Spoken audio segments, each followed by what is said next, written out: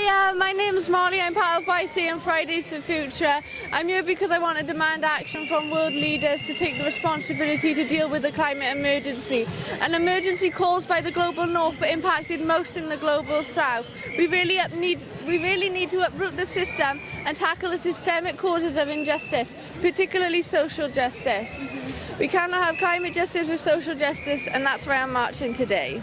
Hi, my name is Poppy. I'm part of YCA and Climate Cymru, and I'm at this march today because I think, as young people have shown throughout this movement, enough is enough. World leaders need to stop being selfish. They need to stop putting an old-fashioned system and their immoral beliefs at the heart of their decision-making, and they need to realise that now is the time for system change and not climate change. Our reckless and greedy decisions in the global north are impacting the lives of real people in the global south. And whilst we can do things as individuals, I'm here today to stand in solidarity with other young people and show world leaders that it's their responsibility to protect our futures and to protect the planet. Hi, I'm Clara. I'm part of YCA. It's really exciting to be here today with many other young people, and also hope that world leaders see that young people are really want politicians to take drastic action to tackle climate change, not just for future generations, but for people that are dying from the climate crisis today.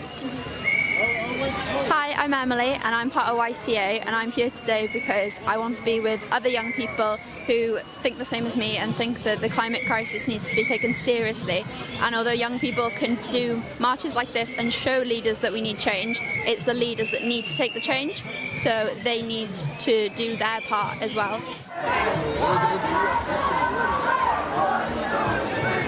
Okay, so we're about halfway through the march, and it's been, and I'm falling over, and it's been fantastic. There is a real atmosphere for change, and given us a chance, I don't think that world leaders can ignore this anymore.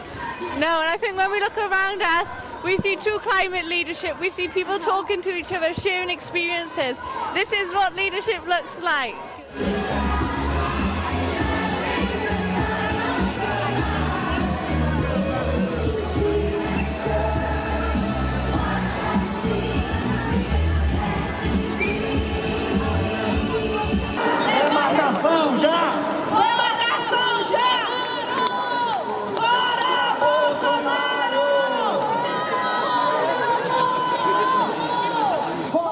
Just got into George Square. The march was incredible. There was probably at least 25,000 people, which is amazing to be around. And I think the most important thing that I've taken from today, and that all young activists and young people everywhere should take, is that your voice matters. World leaders and the action they take can be so frustrating, but you do have a power in this fight and you do have an impact. If it wasn't for your passion and if it wasn't for what you believe, then world leaders would not be taking this issue as seriously, and you should never forget that. And I think this march today has shown me the power of what happens when young people join together and when young people fight for a cause that isn't just about the weather. Actually, it's about social justice, and it's about making our voices heard.